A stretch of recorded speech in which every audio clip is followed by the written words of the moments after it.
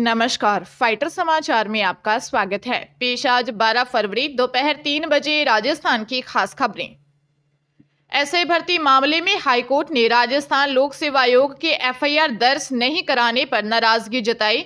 Justice Sameer Jain ने RPSC chairman Kailash Chandra Meena से कहा, आपके 2 सदस्यों का नाम सामने आने पर क्या आपकी ड्यूटी नहीं बनती थी कि मामला दर्ज कराते। हाईकोर्ट ने मौखिक टिप्पणी करते हुए कहा, आरपीएससी का कोई धनी धोरी है क्या। हाईकोर्ट ने एसओजी एडीजी वीके सिंह से पूछा, आपने भर्ती रद्द करने की सिफारिश की, आपको फाइनल ओपिनियन देने के लिए क्या डीजीपी ने कहा था। वीके सिंह ने कहा, नहीं, मैंने पब्लिक हित में खुद भर्ती रद्द करने की सिफारिश की। याचिकाकर्ता की ओर से हाईकोर्ट में ईडी को पार्टी बनाने की एप्लीकेशन लगाई गई थी। इस पर हाईकोर्ट ने कहा कि एप्लीकेशन की जरूरत नहीं है, हम ईडी को पार्टी बनाने के आदेश दे चुके हैं। हाईकोर्ट ने आरपीएससी में सदस्यों के चयन पर भी सवाल खड़े किए और मौखिक टिप्पणी की। भाजपा प्रदेश अध्यक्ष मदन राठौर ने कहा है कि मंत्री किरोड़ी लाल को नोटिस देना पार्टी का अंदरूनी मामला है। संगठन को कहीं कुछ लगता है तो पार्टी उचित निर्णय लेती है, व्यवस्था बनाए रखना बहुत जरूरी है। राठौर ने कहा कि यह मीडिया ट्रायल के लिए नहीं है, यह हमारे परिवार का मामला है। आप जानते हैं कि परिवार के सदस्य को समय समय पर समझाना भी पड़ता है। मदन राठौर दिल्ली में अपने आवास पर मीडिया से बात कर रहे थे। गौरतलब है कि कृषि मंत्री किरोड़ी लाल मीणा ने आरोप लगाए थे कि सरकार उनका फोन टैप करवा रही है। किरोड़ी को नोटिस देने के बाद उनके समर्थकों की प्रतिक्रिया के सवाल पर मदन राठौर ने कहा, उनके समर्थकों को भी उग्र होने की जरूरत नहीं है, हम सब एक हैं, सभी साथ बैठते हैं, चर्चा करते हैं, यह हमारे परिवार का मामला है। नोटिस के बाद किरोड़ी के बयान, मैं पार्टी का अनुशासित सिपाही हूं, पर मदन राठौर ने कहा, यह अच्छी बात है, हम सभी को पार्टी का अनुशासित सिपाही बनकर ही काम करना चाहिए। झुंझुनू जुवेनाइल कोर्ट ने विधि से संघर्षरत एक बालक को 1 साल तक सरकारी स्कूल में सफाई करने की अनोखी सजा सुनाई। जज ने फैसला सुनाते हुए आदेश दिया कि आपको 1 साल तक सरकारी प्राइमरी स्कूल में सोमवार से शनिवार के दौरान सुबह शाम 2-2 घंटे साफ सफाई का काम करना होगा। स्कूल में सफाई डीईओ प्रारंभिक के निर्देशन और देखरेख में की जाएगी। डीईओ प्रारंभिक बालक के निवास स्थान से 1 किलोमीटर के दायरे में संचालित राजकीय प्राथमिक स्कूल में सामुदायिक सेवा कराना सुनिश्चित करेंगे। इसकी पूरी पालन रिपोर्ट हर 3 महीने में डीईओ प्रारंभिक व परिवीक्षा अधिकारी को न्यायालय में पेश करनी होगी।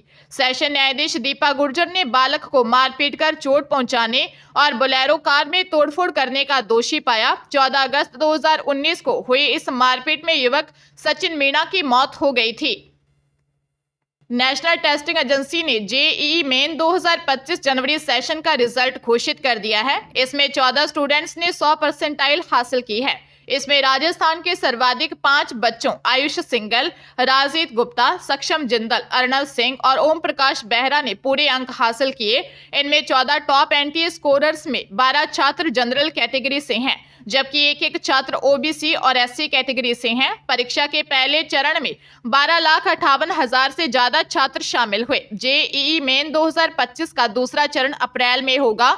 इसके बाद पेपर 1 और पेपर 2 के नतीजों के आधार पर छात्रों को जेईई एडवांस के लिए शॉर्टलिस्ट किया जाएगा, जिसमें मई में जेईई एडवांस परीक्षा के जरिए देश के 23 आईआईटी में प्रवेश मिलेगा।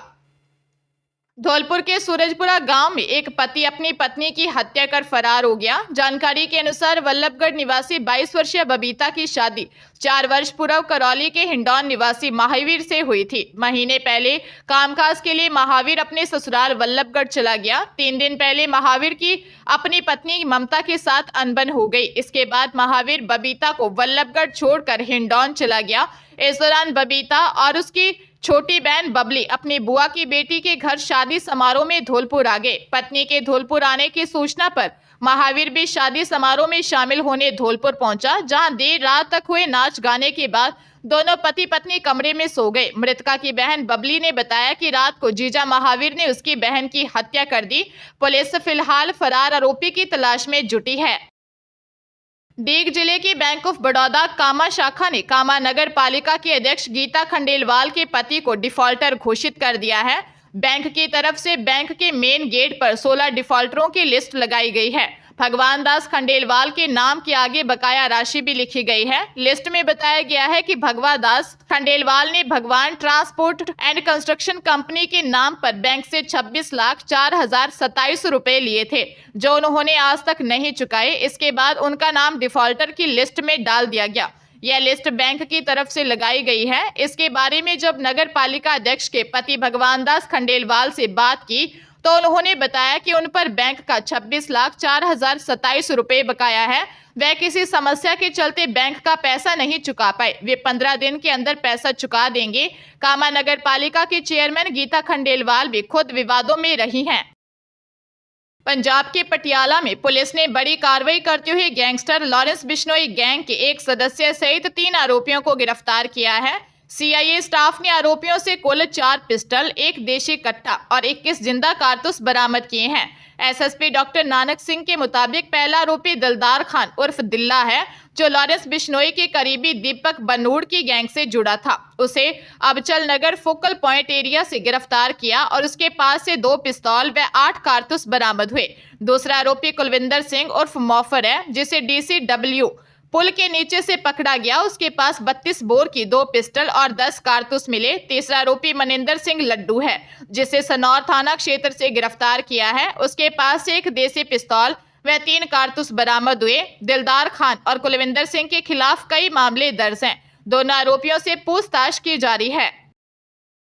जोधपुर शहर की ऑड समाज संस्थान के अध्यक्ष और उसके 2 बेटों के खिलाफ फर्जी रसीद छपवाकर चंदा वसूली व समाज की संपत्तियों से अर्जित आय के लाखों रुपए हड़पने का मामला नागौरी गेट थाने में दर्ज किया गया है। आरोप है कि कई सालों से समाज को हिसाब किताब नहीं दिया। इसके चलते कार्यकारिणी के ज्यादातर सदस्यों ने इस्तीफे भी दे दिए। रसाला रोड पृथ्वीपुरा निवासी रविंद्र सिंह राठौर ने रिपोर्ट दी कि बागर चौक निवासी सुरेंद्र सिंह चौहान ने साल 2004-2005 से समाज की चल अचल संपत्ति और रोकड़ रुपयों का हिसाब किताब समाज के सामने रखने के बजाय उसमें गड़बड़ी कर रहा है। सुरेंद्र सिंह से संस्थान की आम सभा में आय व्यय का हिसाब मांगा जाता है तो वह समाज के ही लोगों के खिलाफ झूठी रिपोर्ट दर्ज करवाकर धमकी देता है। सुरेंद्र सिंह के साथ उसके दोनों बेटे विशाल और अनुराग सिंह को भी नामजद किया गया है। पुलिस मामले की जांच कर रही है। हरियाणा में दिन दिहाड़े 2 जगह फायरिंग होने से दहशत फैल गई। 5 बदमाशों ने स्कूल के बाहर और कॉरियर ऑफिस में ताबड़तोड़ गोलियां चलाई। स्कूल के बाहर फायरिंग के वक्त बच्चों की क्लासें चल रही थी। पुलिस के अनुसार फायरिंग की पहली घटना यमुना नगर के गांव बाल छप्पर में हुई। 22 वर्षीय गुरप्रीत और 17 वर्षीय बलराम अपनी बाइक से मंदार बस अड्डे की तरफ जा रहे थे। इसी दौरान बाइक पर सवार होकर आए 3 बदमाशों ने फायरिंग कर दी। एक गोली स्कूल की दीवार में जा लगी। दूसरी घटना करनाल के 4 चमन इलाके में हुई। यहाँ कोरियर सर्विस में काम करने वाली जसप्रीत ने बताया कि बाइक पर 3 युवक आए। उन्होंने ऑफिस में काम करने आए रोहित के साथ झगड़ा किया और फिर बदमाशों ने फायर कर दिया। आरोपी वारदात के बाद से फरार हो गए। पुलिस आसपास लगे सीसीटीवी कैमरों की फुटेज खंगाल रही है ताकि आरोपियों की पहचान की जा सके। अजमेर में सैमसंग के शोरूम से 1 करोड़ से अधिक के मोबाइल एक्सेसरीज की लूट हुई है। कार में आए 3 लुटेरों ने बेसमेंट में सो रहे गार्ड को बंद किया और शोरूम में घुस गए। इससे पहले 1 घंटे तक रैकी की थी। इसके बाद 1 घंटे शोरूम में मोबाइल और अन्य एक्सेसरीज थैलों में भरी और भाग निकले। मामला कृष्णगंज थाना इलाके के वैशाली नगर का है। 3 महीने पहले 3 दोस्तों ने मिलकर यह शोरूम शुरू किया था। शोरूम मुख्य सड़क पर होने के बावजूद भी चोर लूट की वारदात को अंजाम देकर लग्जरी कार में बैठकर भाग गए। हेड कांस्टेबल मोतीराम ने बताया कि शोरूम मालिक आशीष जैन की रिपोर्ट पर मामला दर्ज किया है। सीसीटीवी में 3 युवक प्लास्टिक के बैग में मोबाइल चोरी कर फरार होते दिखाई दे रहे हैं। एफएसएल टीम को घटनास्थल पर बुलाकर मौका मुआयना करवाया गया है।